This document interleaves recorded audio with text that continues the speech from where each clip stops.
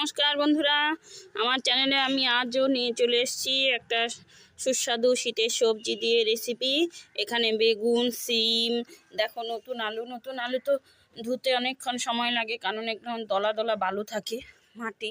সেই নতুন আলু ভালো করে ধুয়ে নিয়েছি। এখানে নিয়েছি দেখো মটরের ডালের বড়ি, আর নিয়েছি এটার মধ্যে কালাই ডাল।